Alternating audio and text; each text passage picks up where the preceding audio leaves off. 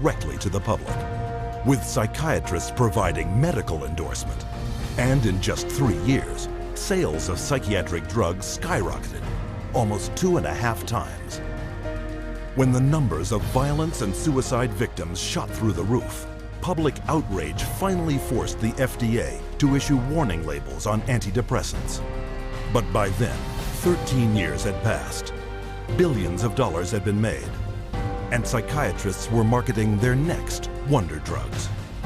Over 8% of the world's population has now taken psychiatric drugs, backed up by fake science and endorsed by regulators who are bought and paid for.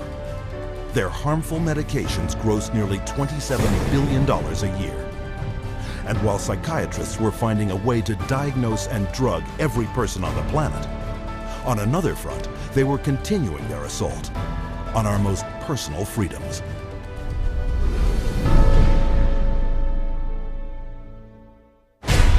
Psychiatrists demand the absolute right to determine what is best for the so-called mentally ill.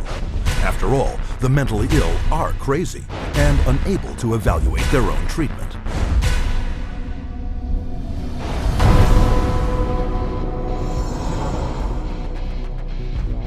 To enforce their authority over others and keep their institutions filled at profitable levels, psychiatrists use a method called involuntary commitment. When you go to a real doctor, say a family doctor or a cardiologist, a patient always has the right to refuse treatment. So there is no such thing as involuntary treatment when it comes to clinical medicine as practiced by real doctors. Psychiatrists, of course, believe that people can be treated against their will. In 1956, psychiatrist Winfred Overholser presented a plan to Congress intended to take involuntary commitment to a whole new level. The plan: purchase 1 million acres of Alaskan wilderness, build a huge mental asylum, and change the commitment laws so that anyone could be shipped off with no more than a simple nod from a psychiatrist. The bill sailed through the House of Representatives, but when the public caught wind of the plan, they became enraged, referring to it as Siberia, USA. The bill was quickly struck in the Senate. But while the death of the Siberia bill put a stop to their large-scale plans, involuntary commitment still remained the most effective and profitable method for filling psychiatric institutions. Again, the person has committed no crime and has no trial and is sent directly to a mental hospital, which is really a prison. How many people go to an insane asylum and say, please lock me up? Doctors don't lock up anybody. Psychiatrists lock you up. Even children can be taken from their parents with little legal recourse. They just invaded our home. They came in with officers. Our kids were scared. You know, they come in with pieces of paper and say, you're giving us your kids. And it's like, you know, how can they just come in and do that? She said, you could be arrested for medical neglect.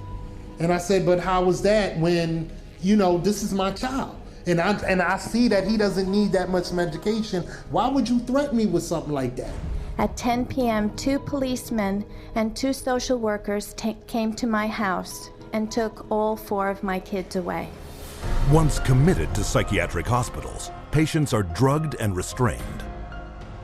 The more a person objects, the more this objection is construed as symptom of a mental illness. At which point the person would be locked up in restraints. There would be the ankle, the knee, the waist, the head, the wrist, and the shoulder restraints. And if when that process was happening, if there was almost any resistance at all, the person then would be medicated to a point where they would almost be knocked out. We had one case where they actually took a patient in a seclusion room and beat him up. And then they lied about it to the services that investigated. So it's a pretty wide range of abuse issues that we've encountered. Psychiatric staff provoke their patients into violence so they can bill insurance companies up to $1,600 a day for each restrained patient.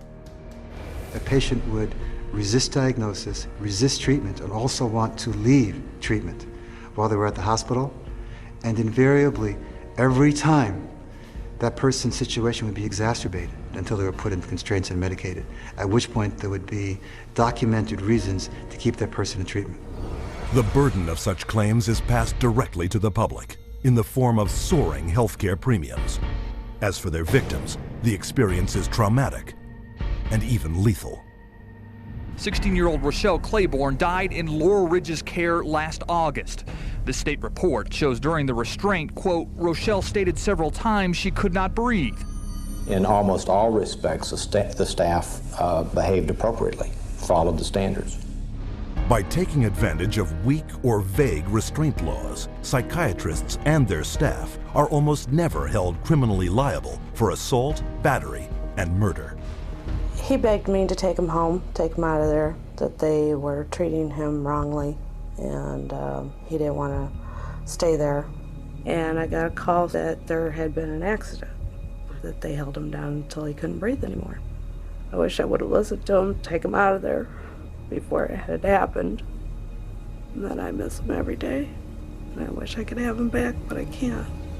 To this day, no one has been charged for the child's murder. The elderly are a prime target for psychiatric abuse, with treatment of senior citizens in mental institutions costing private and government insurance over $29 billion a year. Unwarranted commitment has occurred that wouldn't have occurred if the people hadn't had insurance. The proof of that pudding is generally in how fast they get out once the insurance runs out. Involuntary commitment is a form of psychiatric slavery, where persons are treated as if they're property and they are deprived of liberty, and people are making money in the process. As long as we have involuntary mental hospitalization, psychiatry is a prison work. It's a crime against humanity. It is not medicine. Every minute of every day, someone is involuntarily committed to a psychiatric institution. And if you think this is something that can't happen to you or someone you know, think again. Every 75 seconds, someone in America has been committed against their will. And with over $1 trillion allocated to U.S. hospitals since 1965, psychiatrists have carved out for themselves a lucrative commercial enterprise, hidden behind a dubious interpretation of the law. But all too often, psychiatrists commit crimes too blatant to be ignored.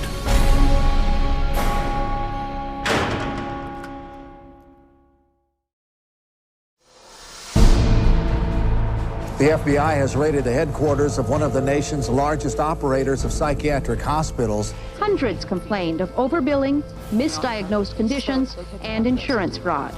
Investigators say they found more than 5,000 similar cases in all 50 states. Psychiatrists clearly are getting rich. Psychiatrists traded drugs for sex, filed false insurance claims, and exploited patients sexually. We have uncovered some of the most elaborate, aggressive, creative, deceptive, immoral, and illegal schemes being used to fill empty hospital beds with insured and paying patients.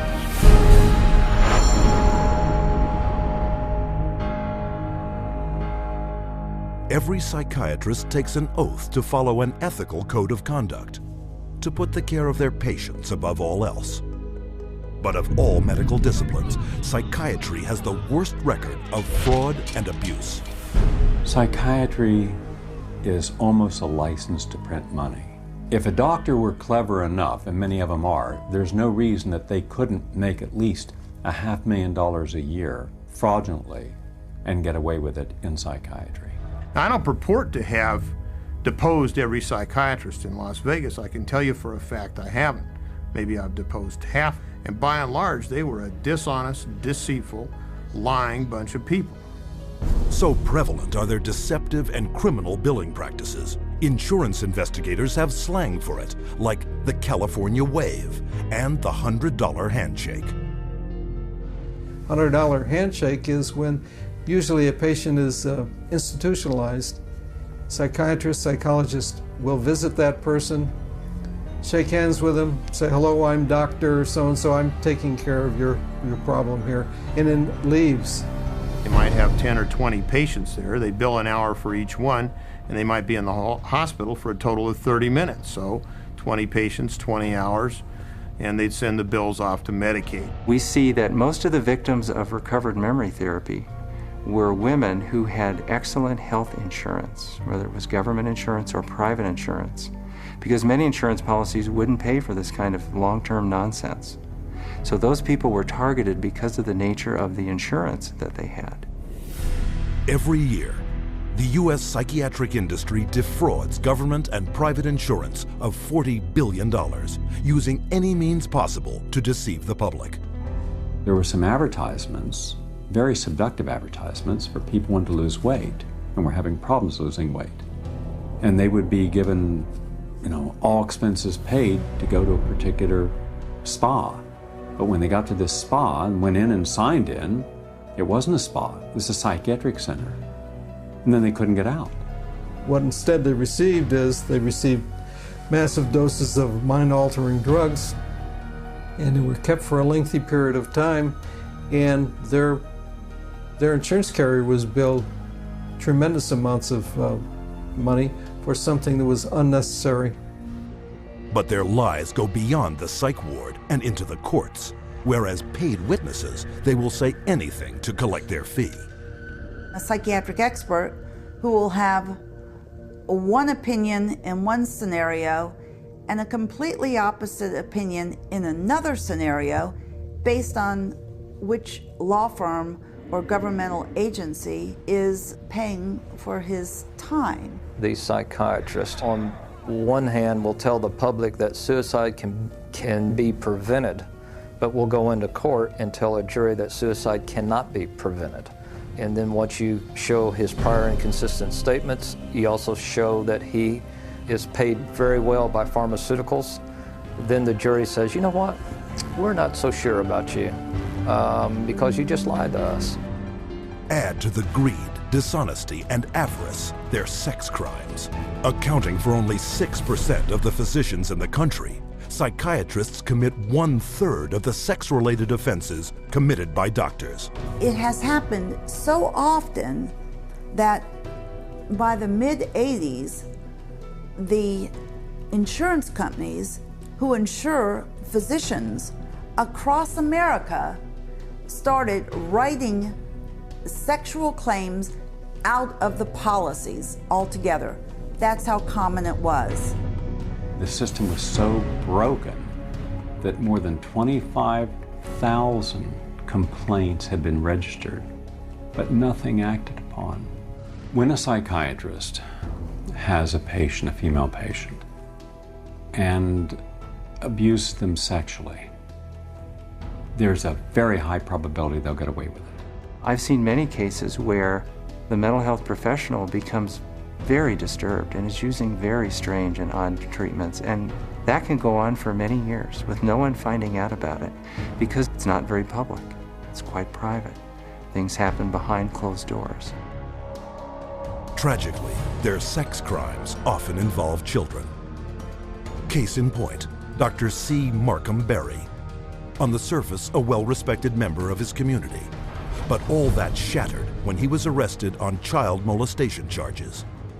Van loads of child pornography were removed from his home, and the subsequent investigation uncovered his sexual abuse of former patients, boys aged 7 to 17, who he photographed and sodomized. All part of what the state called 50 years of Berry's rampant, undetected sexual escapades with children. This is not an isolated incident. It is the carefully masked character of the members of this profession. In every city, every state, every country, you'll find psychiatrists committing rape, sexual abuse, murder, and fraud.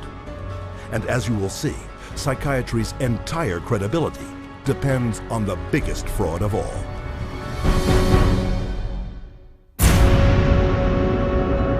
I was diagnosed with a chemical imbalance, manic depression. They diagnosed me with having ADD. He told me I had conduct disorder, ADHD, mild depression, Major depression. manic depressive, Borderline personality disorder. Compulsive disorder. Anxiety, depression, and schizophrenia, and depression. Sleep disorder. Identity problem disorder.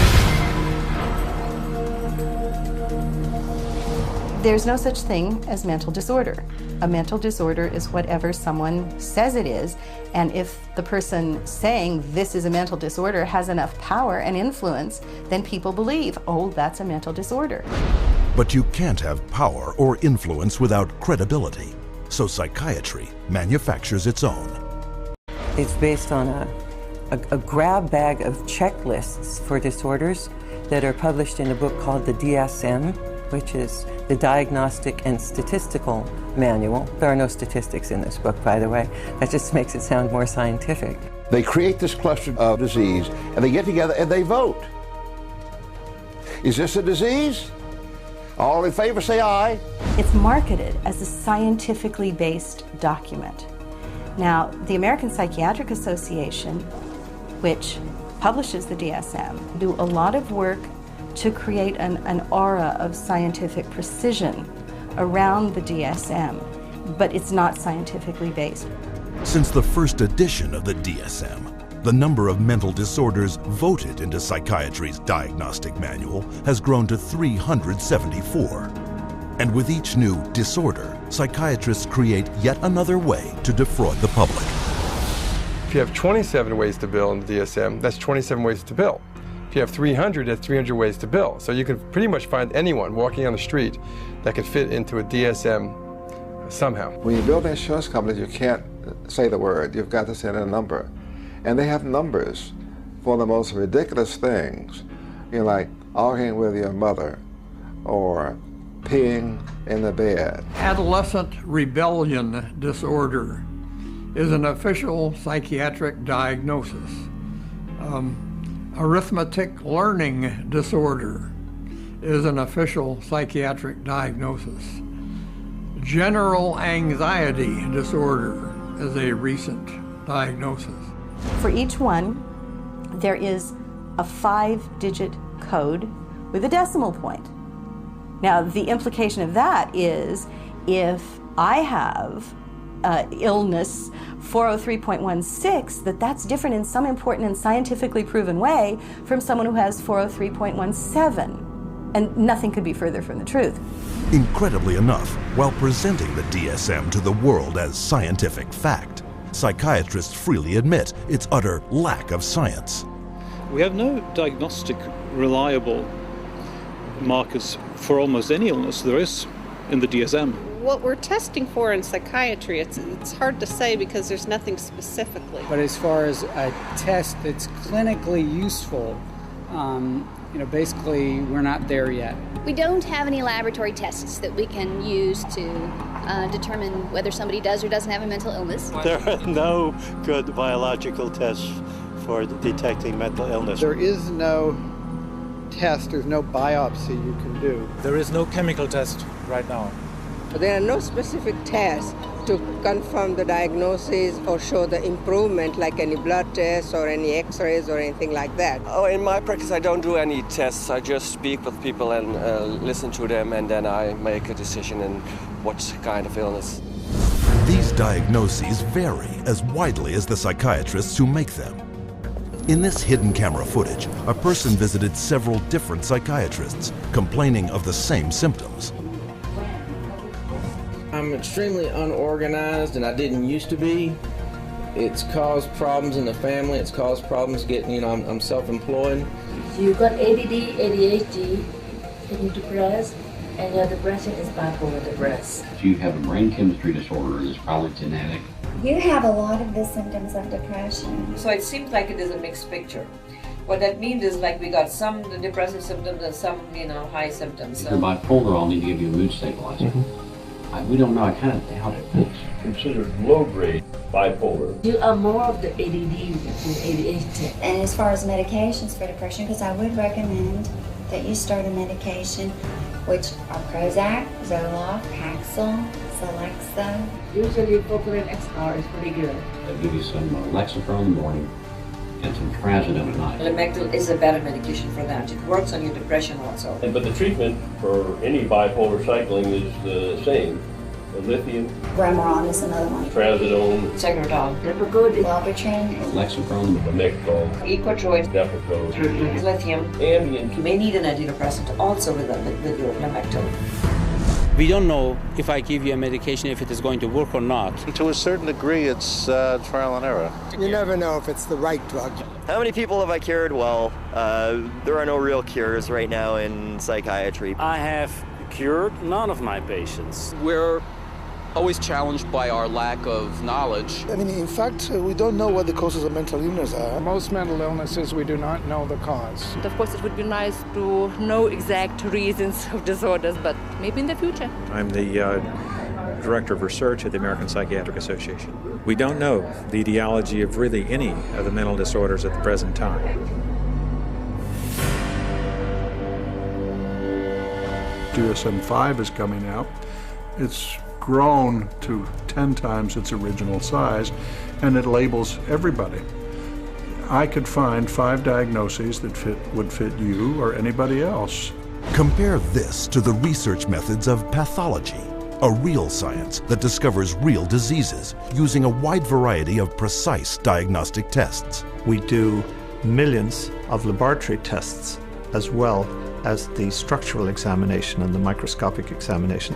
It's a whole series of applied scientific procedures. In the case of psychiatry, there isn't any laboratory tool that can precisely identify a psychiatric disease and allow it to be classified. It's not as if there's some study of tissue or some study of the body or some study of matter. These are all categories which are made up.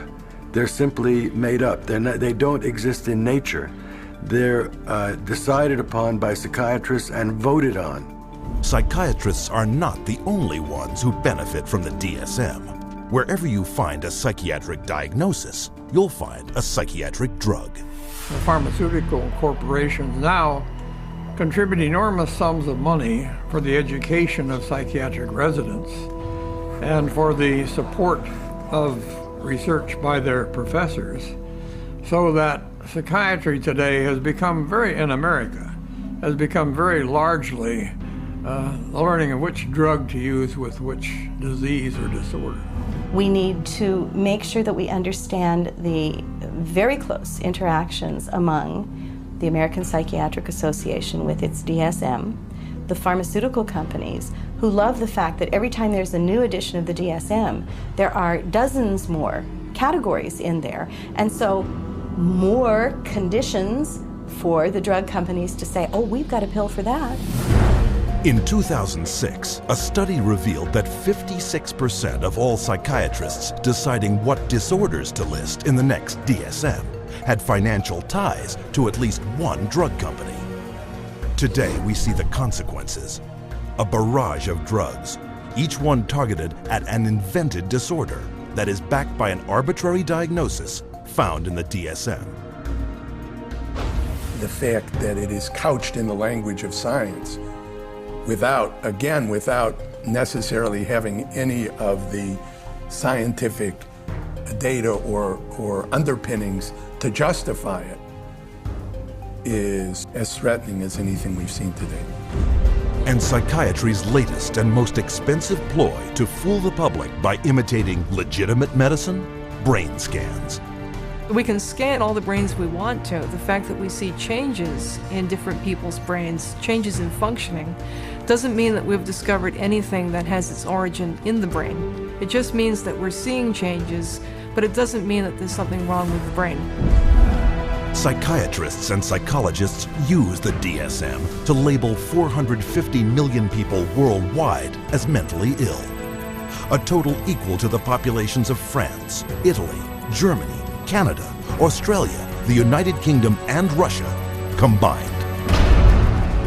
While sales of the psychiatric drugs they push have topped $27 billion annually, funding from world governments for these patients gross psychiatry $440 billion a year. And much of this money comes from the diagnosis and drugging of our most trusting and vulnerable.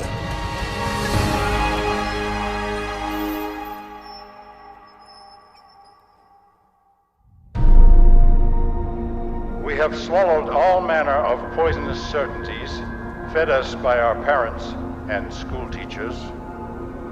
If the race is to be freed from its crippling burden of good and evil, It must be psychiatrists who take the original responsibility.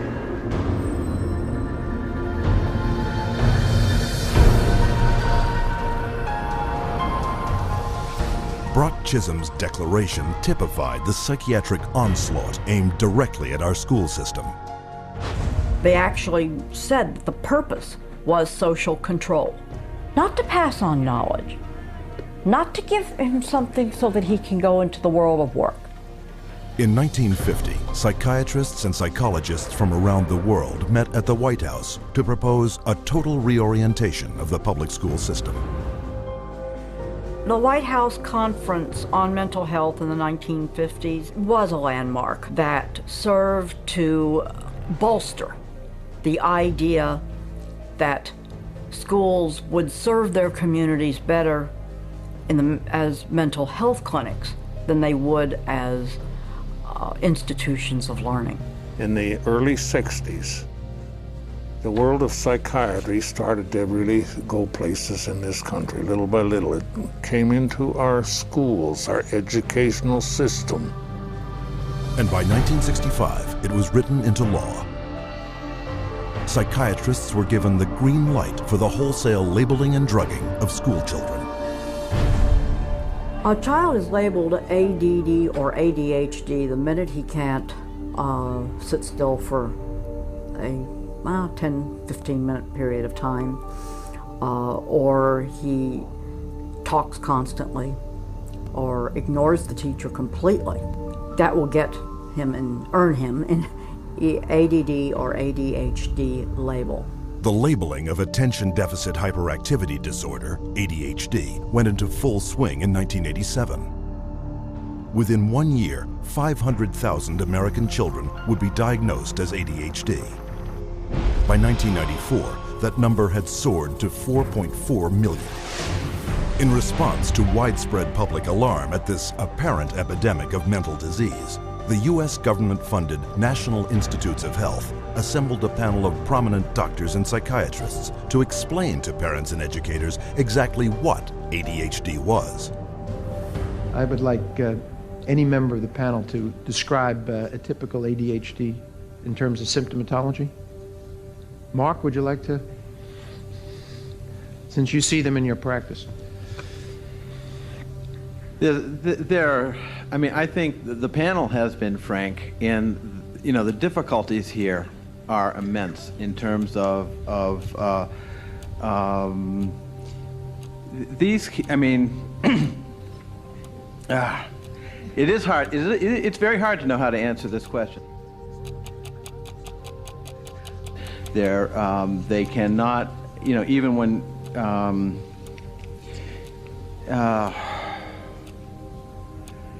They are as if driven by a motive. There are some good clinical descriptions.